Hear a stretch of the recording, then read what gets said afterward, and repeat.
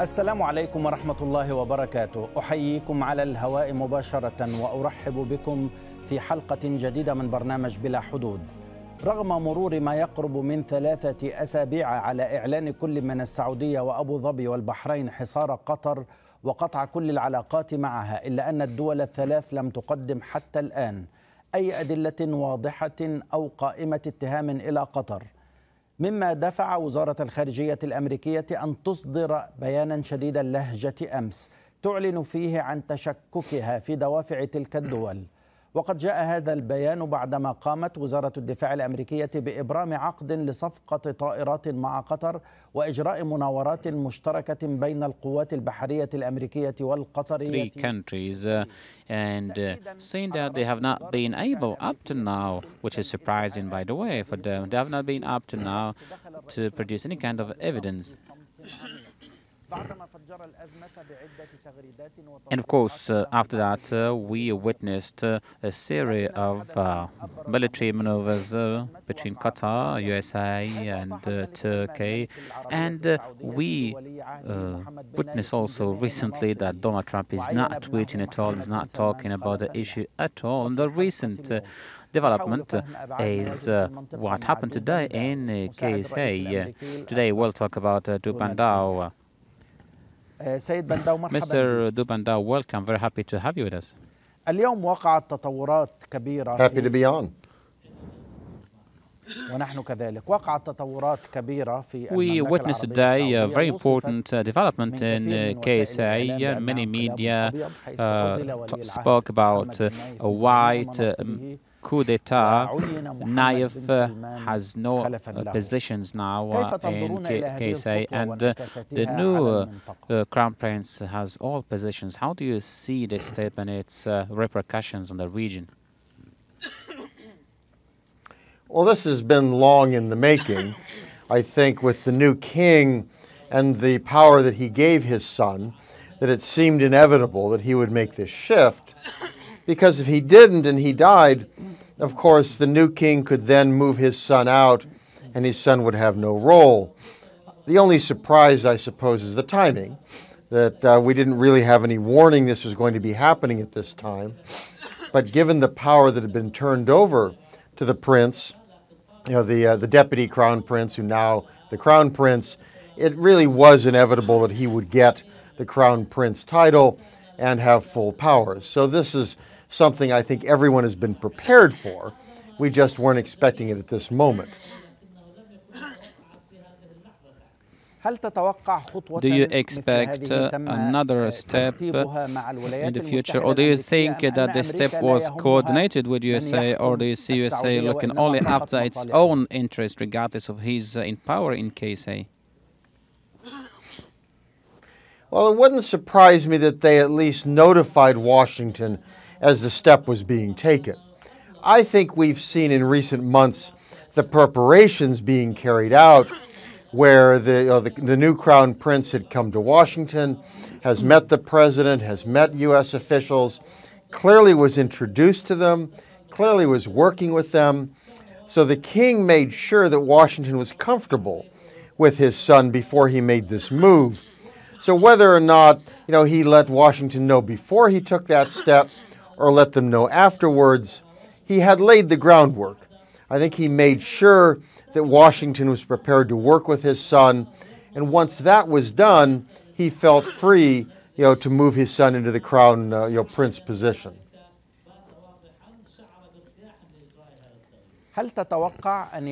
Do you expect to see King Salman giving up power for his son very soon, or do you think the step taken today is enough?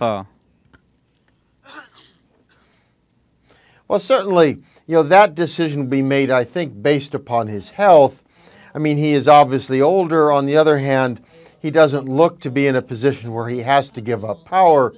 He appears to have a very good relationship with his son. I would expect that he would continue for a time to make sure that his son, is fully accepted by other members of the royal family, to ensure the succession is accepted and is moving forward. There's no reason for him to hurry this.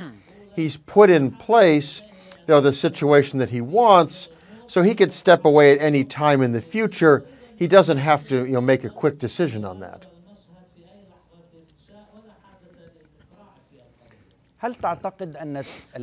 Do you think that bringing down the old, or the previous crown prince and appointing a new one is all that? Does all that sound natural, or do you think that the pressures from USA and Europe on Saudi because of their blockade on Qatar, and also some signals coming out from the Congress regarding any impeachment procedure against Trump, do you think all this pushed forward to this step? I would believe that this has to be done on a domestic timetable. That is, Saudi royal politics, of course, is very personal. It's very family-oriented. It's very much tied to Saudi Arabia, its history, and the particular collection of personalities. I doubt that it was pushed. There is no imminent threat to impeach the president. The Republicans control Congress. There are no charges out there despite the investigations. I don't see any kind of pressure from Europe or the U.S. for Saudi Arabia to move forward on this. Everything that I have seen suggests that the U.S. was quite happy working with the previous crown prince. They'd worked with him on terrorism issues. He was interior minister, so they were comfortable there. That what has happened is that the king made sure they were willing to accept his son before he moved forward. So I think this is very much a decision made by King Salman, made in terms of his assessment of the royal family, its willingness to accept this change, and that really the U.S. and Europe were in a position to accept it, but they did not drive that decision-making process. What will be the repercussions of this decision regarding the blockade on Qatar since around 3 weeks? Well, from what we can tell, the new crown prince really was the primary decision maker in most important issues. Even though he was then only deputy crown prince. I mean, he was defense minister, and most important, he had his father's ear, that he clearly was the dominant policymaker. So I don't think we're going to see any shift in policy. The question of the blockade is something that he had to have approved of for Saudi Arabia to have taken that step initially. It's an issue that he had coordinated, presumably, with the UAE and the other countries. So I don't see any change there. The challenges I think that they face are significant, especially given what the State Department recently said. Those are issues he's going to have to deal with, but I think this is a question that he would have been dealing with whether he remained Deputy Crown Prince or as Crown Prince today. He really was the one making those decisions anyway. He was the one closest to his father. Nothing has changed. What's your explanation of the recent statement coming out from the State Department of USA? It was a strong statement against the blockade countries. It's quite clear that within the U.S. government, excepting the president, that there's great concern over this. All of the countries in the Gulf are friends of the United States. All of them have worked with the United States. The U.S. has major defense cooperation with Qatar as well as the UAE and Saudi Arabia. So Washington is very much concerned that this kind of a split in the GCC and the blockade of Qatar is something that will disrupt military efforts. It could be military efforts in Yemen, in Syria, in Iraq. All of these are potentially affected. It's been clear for quite some time that the Defense Department and the State Department were worried. The statement that the State Department made, I think, indicates its frustration, that it looks at this and in its view it's irresponsible of Saudi Arabia and the UAE in particular to make these kind of charges, to make this a kind of attack upon a fellow GCC member and not very quickly present some evidence to back up their charges, as well as some set of requests or demands of what would satisfy them. So this shows, I think, a real frustration that the State Department is looking at this. It views it as potentially destabilizing. It views it as harmful to the interests of the United States as well as the Gulf countries, and it's not seeing what it believes to be responsible behavior on the part of Saudi Arabia and UAE. It really was quite extraordinary what the State Department said. وأنت معي على الهواء الآن وتجيب على السؤال صدر. As you're answering the questions, there is a statement coming from the U.S. State Department saying that the countries imposing the blockade on Qatar, these countries submitted a list with their demands. Waiting for getting more details, let's continue our discussion. There might be some problems affecting the American interests in the region. So what are these damages that might affect American, European or other countries' interests, knowing that the region is rich in oil and gas? Well, the first direct interest is the fact the U.S. has a major military base in Qatar that's very important for U.S. operations in the Gulf. I mean, the U.S. is very involved in operations, obviously, in Syria and Iraq. The U.S. is supporting operations in Yemen. So from an American standpoint, it doesn't want to see any disruption of that base access. The U.S. also coordinates with other military units for Qatar, the Navy maneuvers, for example, that were recently conducted. So the first issue for the United States is the security and the safety of its military and the use of military facilities for U.S. operations. Beyond that, I think is a concern, the Gulf countries all are concerned about Iran, they're concerned about stability in the Gulf. It's important from an American standpoint to see the Gulf countries working together. That's always been the purpose of the GCC. There have always been some differences among the Gulf countries. Nevertheless, the issues that bound them together were more important. All of them concerned about stability, all of them concerned about terrorism, all of them concerned about other issues. So to have this kind of a division, and not just a disagreement in opinion, but where you have Gulf countries effectively attacking another country, an economic attack, a diplomatic attack, is one that really is unsettling. And it's one that brings the countries apart. It disrupts cooperation among them. It opens up opportunities for problems to come in from outside. So this is another reason why the U.S. is very concerned. What you see then is why, frankly, both the Defense Department and the State Department have been involved and have shown their concern. Both of them see problems for the United States as well as the Gulf.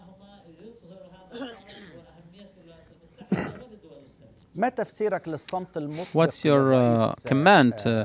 Donald Trump has been keeping quiet for a while regarding the crisis after, inflaming the crisis with some tweets and statements. Well, part of that could simply be that he has a relatively short attention span. The president likes to tweet on many things. He hasn't stopped tweeting. He simply found other issues to tweet about, and I think it may be that he's grown bored with this issue, and he's been worried about the Russia investigation. He's been worried about that we had a congressional election in Georgia. He's tweeted about many of these things. The second point, may be that both the Defense Department and State Department were able to talk to him and indicate that the issue is more complicated than he apparently had thought, and to express their concern that his intervention in this has actually made the problem worse. That is, to the extent that the Riyadh, the extent that the UAE think that the president is on their side, they're less likely to try to negotiate and come to a reasonable solution. So he may very well have understood finally that that kind of an intervention is harmful not only for the Gulf, but also harmful for American interests. And therefore, he has allowed the State Department to take the lead and deal with this issue and express a different viewpoint.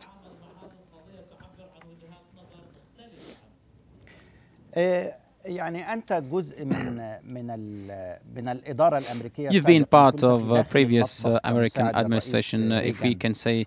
You've been part of Reagan's kitchen or presidential kitchen, and you've been close to many other presidents, and you've been following the politics in USA. Was there any previous case in USA of contradiction between the President, State Department, and Defense Department? I cannot think of any similar instance. I recently was talking with a colleague, and we were looking back, and I can't imagine a situation. I mean, there have always been times where presidents have imposed themselves on their secretaries of state or on their defense secretaries. There have been times where, the State Department or the Defense Department was particularly strong, made the policy. The president went along with that. But I can't remember any time where we've seen a president and his major cabinet secretaries express differing viewpoints and to do so publicly. And it hasn't just happened on the Gulf. This has happened in Korea. I mean, this has happened really in terms of Russia. I mean, this has happened in a number of issue areas that are rather embarrassing, where the president expresses one particular viewpoint, and then either his defense secretary or his secretary of state come along and say, well, no, this is what our policy really is. It's quite an embarrassment for the United States. I mean, one point is, other countries really aren't sure what U.S. policy is. And the other is it can give off harmful signals. And I think in this case, for example, if Saudi Arabia has looked at the president's tweets and thought he's standing behind us, then their view is, why should we try to negotiate? Why shouldn't we try to, push as hard as we can for whatever we want? Then you've got them working at cross purposes with what the United States believes needs to be done. So I think we are in an unprecedented situation. أنت كمساعد للرئيس ريغان وقد As a former member of a previous American administration, was Reagan suffering from shortage of concentration, and was he issuing similar statements and decisions similar to those of Trump and the way Trump is dealing with his administration? Oh, not at all. I mean, President Reagan would make his views known within the cabinet. He would talk to his cabinet officials. So his cabinet officials, did what he wanted. I mean, he made some of the decisions. He decided, for example, to have the relationship with Mikhail Gorbachev, to basically put the Cold War behind the United States. That was a decision that he made. But once he made that decision, the person who would actually be carrying it out would be his Secretary of State. So you would see the actual work being done by President Reagan's appointees, but he would make that decision, and he would make that decision out of the public view. And you wouldn't have had any kind of a public disagreement like we're seeing here. And to the extent there was a disagreement between him and his appointees, President Reagan made the decision. I mean, his first Secretary of State, Al Haig, wanted to be the top foreign policy person. And President Reagan was very clear with him that President Reagan was elected. He would make those decisions. There would be no disagreements, that the secretary would have to work with the president and basically implement the decisions the president made. So President Reagan's operation was much more traditional, than what we see with President Trump, which again, I haven't seen anything like this that I can think of. أنت كجزء أيضا من داخل الإدارة الأمريكية من إدارة سابقة. As you've been part and parcel of a former American administration, the UAE ambassador Otaiba in Washington, it seemed that he's been trying to move or to draw the threads of the U.S. foreign policy. Do you think that the American politicians are so weak to be manipulated by an ambassador of a small country. The ambassador was inviting them to different dinners or occasions and events. Do you think these politicians are easy to be bought by such ambassadors? Well, this goes on all the time, of course. I mean, the UAE is operating not only with its ambassador, it has spent a lot of money on lobbyists, trying to convince members of Congress and the administration to act in ways that the UAE government thinks is helpful. I think these sorts of efforts, they can have some impact over time if they bring arguments to congressmen and other officials that they haven't considered. Nevertheless, members of Congress, members of the administration are very used to dealing with people coming to them, making arguments. So I think this is something where, they understand this is somebody who has an agenda and has a viewpoint. They will listen to him, but they are not likely to make their decisions based upon what he tells them. Do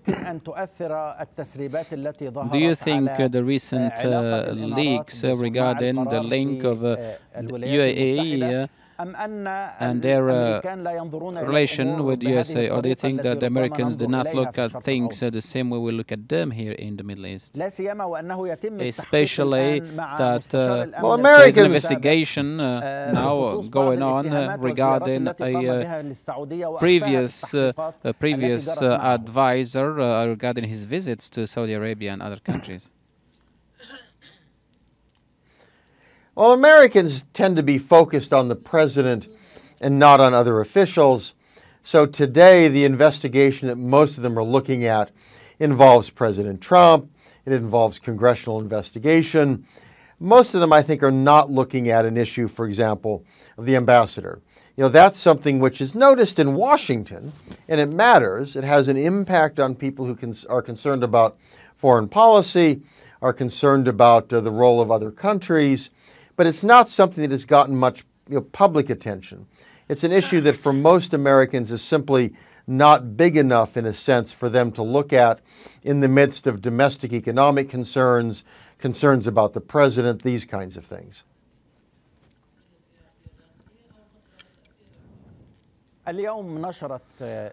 Today, New York Times published, well, it's not an article, but it's, the editorial article portraying the position of one of the most important newspapers in the USA, which is the New York Times.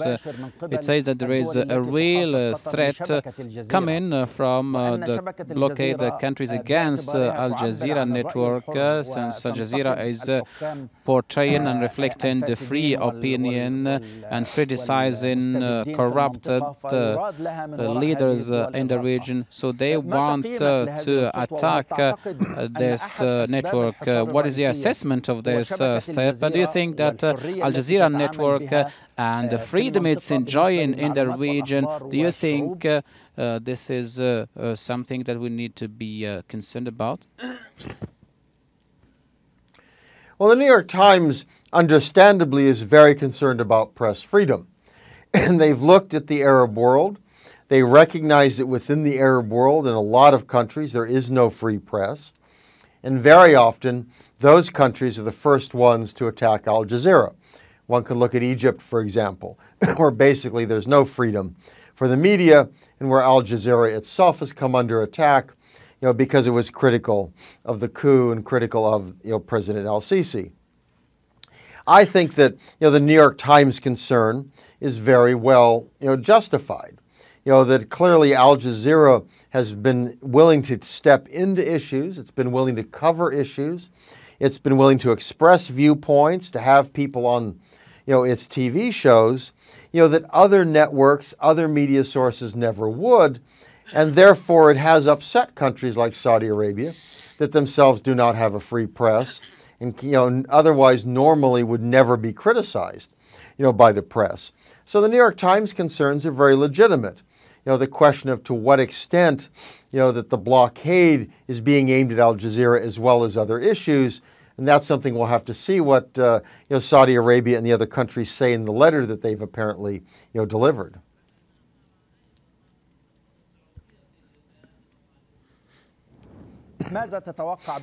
What do you expect regarding these demands, although they have not been disclosed so far? But according to your experience, knowledge, what's your expectations? Apart from Al Jazeera, we know that shall be one of the demands, or the main demands.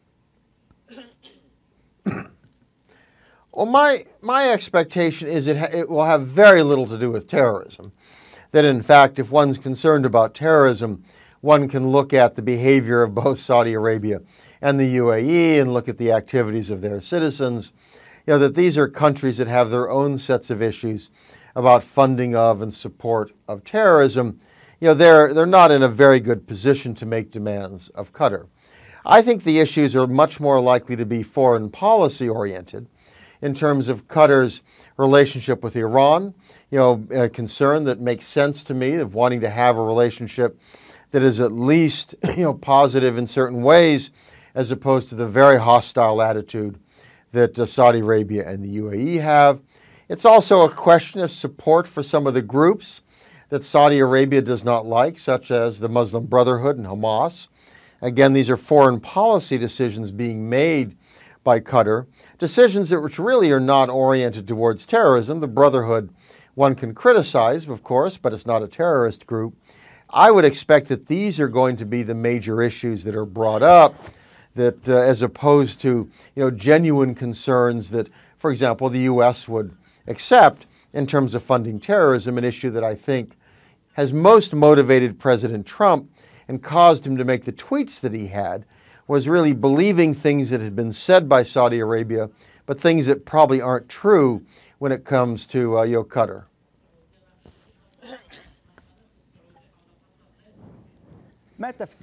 What's your explanation? What's the reason behind this concern of these countries regarding Qatar's foreign policy? Other countries look at Qatar's foreign policy as a successful one. Why they are concerned? Why Qatar was successul to establish a successful network, although they have a lot of media networks, and why they are unable to compete with Qatar, or they are quite concerned why Qatar has successful companies such as Qatar Airways, Rasgas, and Qatar Petroleum. Why they are trying to compete against Qatar, and they have much more than Qatar has actually. I think the very success of Qatar's policies are what irritate Saudi Arabia and the UAE. That if Qatar was not able to carry on essentially an independent foreign policy, if Qatar had not been able to establish itself well-financed with the natural gas sales, if Qatar was a far weaker country, in fact, the UAE and Saudi Arabia wouldn't be concerned. What they don't like is the fact that Qatar has shown that there's an alternative viewpoint. They want to lead, they want to dominate. I think especially Saudi Arabia, given its size, believes that it should be able to set policy for the entire Gulf. It is not at all happy to see Qatar, stepping away and having a better relationship with Iran, taking a different attitude towards the Muslim Brotherhood.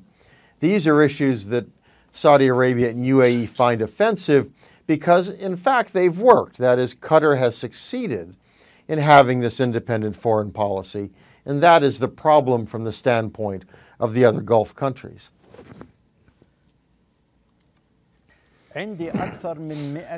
I have more than 100 questions that I got from the viewers. I'll try to choose some of them. One question from Rashid saying, do you think that the blockade against Qatar is a step in settling many issues between Saudi Arabia and Israel? In the light of some Israeli newspapers said that Mohammed bin Salman met some high-ranking Israeli officials. The British newspaper Times also said yesterday that Mohammed bin Salman is preparing for announcing new relations with Israel Israel, allowing, for example, overflying the airspace of both countries. Do we expect that the next step of KSA is to organize new relations with Israel and not to look back at the Israeli-Arab conflict? Well, it's certainly possible that Saudi Arabia is going to have a more open relationship with Israel. They've come together rather strongly when it comes to Iran, and there are other issues that I think they come close to each other on. I doubt that Israel is driving, the effort to isolate and blockade Qatar, because Israel really does have other things it's more concerned about, and I don't think that it sees Qatar really as a threat in the same way, for example, that it sees Iran as a threat. Nevertheless, I could see Israel encouraging Saudi Arabia to take a stronger role and to at least try to set the agenda for the Gulf. And as these countries grow closer together, you could see greater cooperation then, including in a case against Qatar. 10 of the viewers asked more or less the same question, which is the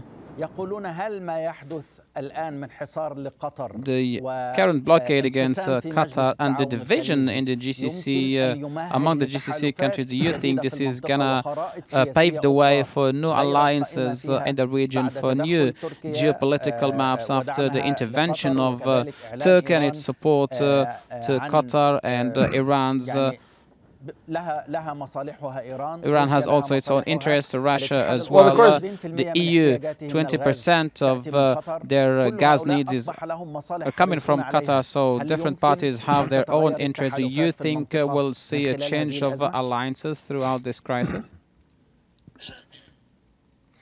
Well, I think the great irony here is that what Saudi Arabia and the UAE are doing is driving Qatar and Iran closer together. Iran, of course, has been supportive and helpful, especially in terms of providing some of the fresh vegetables and other foods that Qatar has not been able to get through Saudi Arabia, its traditional supplier. The same thing from Turkey, that you're seeing Turkey involved in a dispute in the Gulf in a way that otherwise you wouldn't have expected. You're seeing countries come together across religious lines, where you're seeing Qatar and Turkey, work with Iran, a country that's a Shia country that's always been divided because of that. So I think we potentially could see a shift here in the Gulf. And this is something that you would think that Saudi Arabia and the UAE would have thought carefully about, because if what they manage to do is push countries closer to Iran, they will actually be hurting themselves and hurting their own policies. And another question, of course, is what happens with Kuwait and Oman. Neither of them have been happy about this division.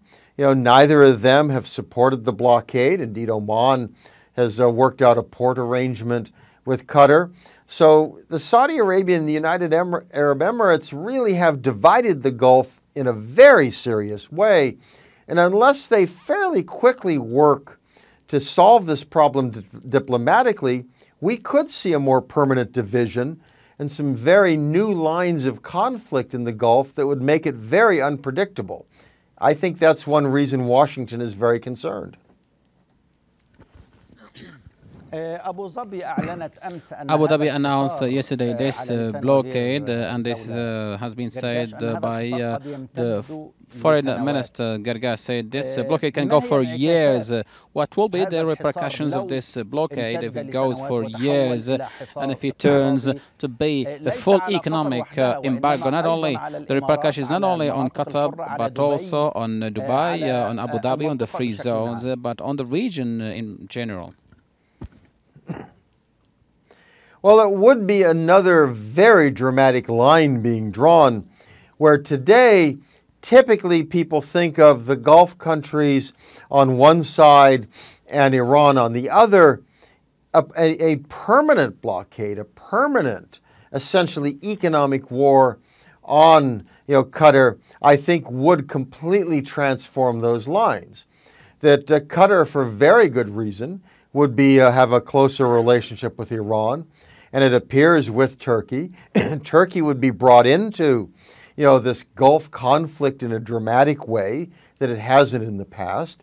You'd find other Gulf members like Kuwait and Oman very uncomfortable exactly how they straddle this divide. I think it would be very hard to see the GCC operating effectively with this kind of a division. It would have major implications for cooperation among the Gulf states. We've already seen issues in terms of, say, Qatar being involved in Yemen or being involved in Syria. It can't really be alongside the UAE or Saudi Arabia anymore. So a permanent division along these lines, I think, would be very destabilizing for the region. And I think that, again, is a reason why Washington is quite concerned that to talk about this as a permanent division would be transforming the Gulf in very dramatic ways that would be very negative for everyone, in Saudi Arabia and the UAE as well as in Qatar. هل سيناريو الحرب لا زال قائما؟ Do you think the scenario of war is there possible, especially after appointing a new crown prince? So do you exclude the option of war, especially that the international position is refusing a rejection war? I think that it'd be very, very dangerous for the Saudi Arabia and the UAE to consider war. Even though they are larger populations, that to start a war against a fellow, Gulf country, you would really potentially set the whole region in flames.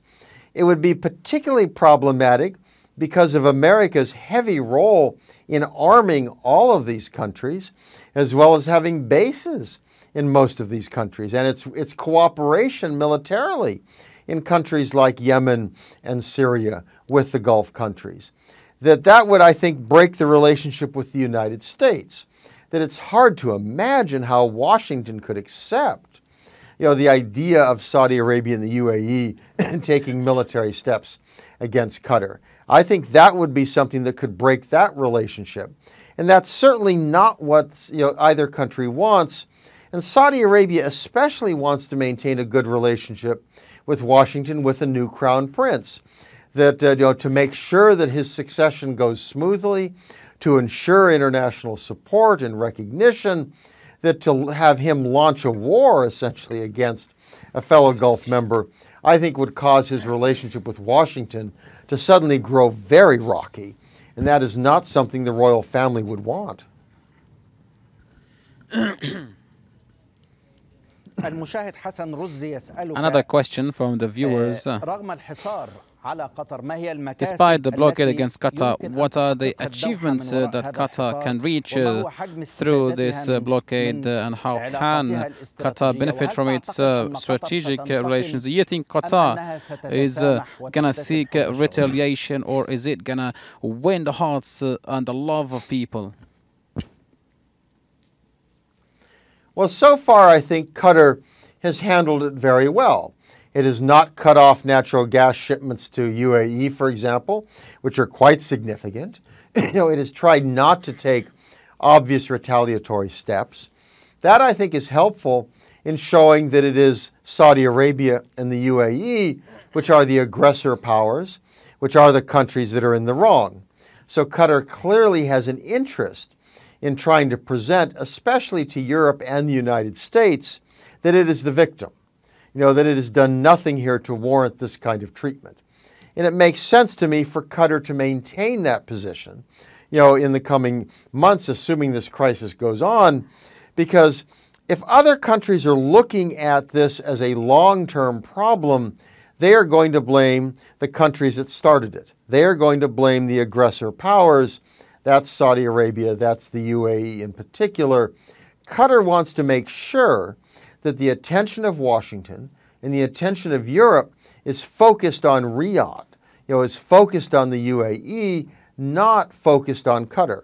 So it's a policy that makes a lot of sense. The Qatar's foreign minister has been on the move. He's going to Washington. He's been in Europe. He's been elsewhere. He's doing the right thing by going out, making Qatar's case, emphasizing that Qatar is prepared to work with its neighbors. You know, it's not Qatar that has started this crisis.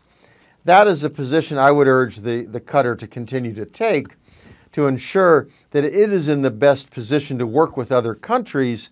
If they grow frustrated with the crisis, they are not going to be blaming Qatar.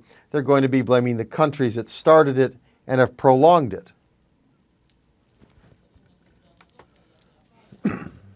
We received actually a lot of questions, and we saw a lot of questions in different articles regarding the aspirations of Mohammed bin Zayed, the Crown Prince of UAE, intervention in KSA, in Yemen, in Libya, and also the recent UN report regarding the intervention in Syria and Egypt.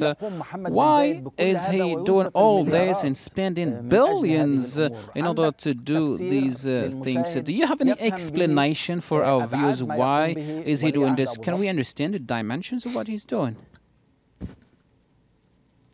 Well, it appears to me that UAE wants to have a lot of influence in the region, just like Saudi Arabia.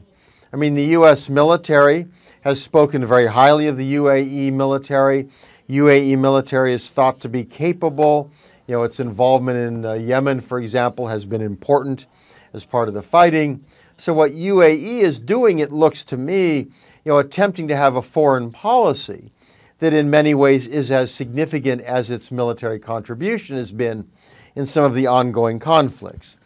You know, what we're seeing, I suspect, is a sense in which UAE doesn't want to be only in Saudi Arabia's shadow. They work together on a lot of issues, including the blockade of Qatar. Well, UAE wants to have its own positions. It wants to have its ability to influence events in the same way that Saudi Arabia traditionally has done. And what it has now is a very active crown prince. In that sense, I think we're going to see Saudi Arabia and the UAE, in a sense, look a lot alike, with crown princes who are having a very significant policy role and who are setting the agenda, and likely working together on a lot of these issues.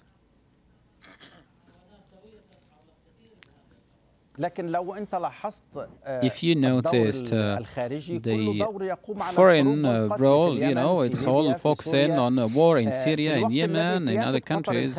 But the foreign policy of Qatar, for example, which you praised and many praised, is related to bringing people together. You know, we had peacekeeping forces in Eritrea. After they left, the crisis broke down again. The situation in Darfur. So Qatar's foreign policy is based on reconciliation and not what UAE is doing. Well, clearly one of the challenges has been the issue of Iran, where Qatar has tried to have a better relationship with Iran, while Saudi Arabia has led a very hostile relationship to Iran. You know, I think the effort of Qatar to have that more open relationship makes a lot of sense, because all of these countries, of course, are together in the same region. That having essentially a conflict, even if it's not quite a very hot conflict between major powers in the Gulf, is not helpful.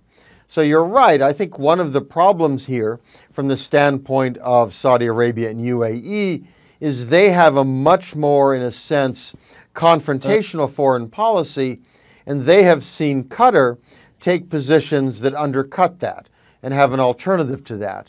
And that has created great unhappiness in the KSA and in UAE.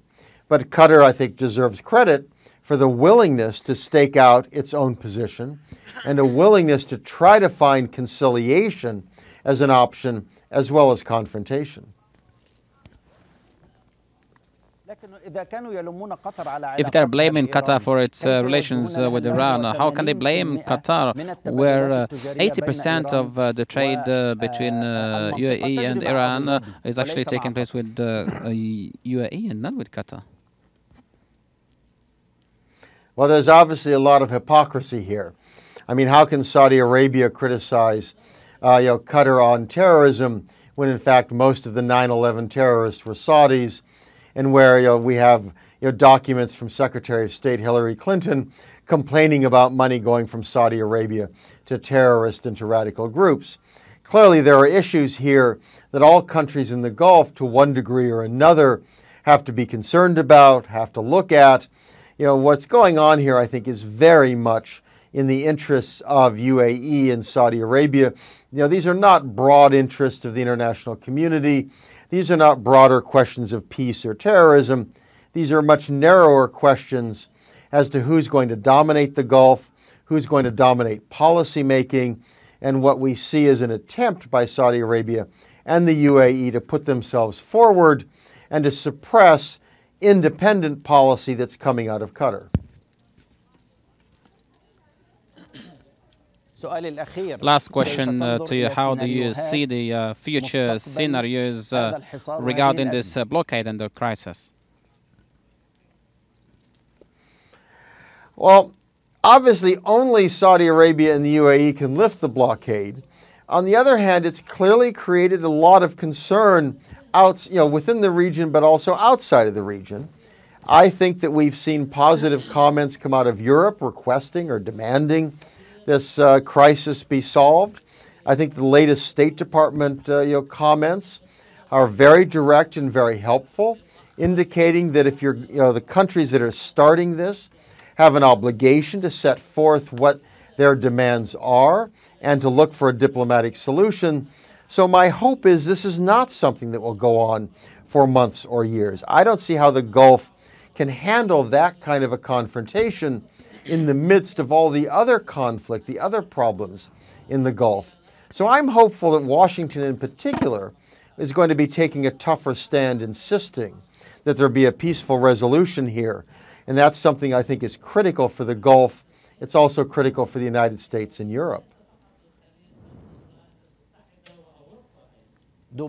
Thank you, sir, for taking time for this long interview. Thank you so much. Bye-bye. See you next time. You're welcome. في الختام Thank أقول you. لكم Bye-bye تحياتي فريقي البرنامج من واشنطن والضوحة، وهذا أحمد منصور يحييكم بلا حدود، والسلام عليكم ورحمة الله وبركاته.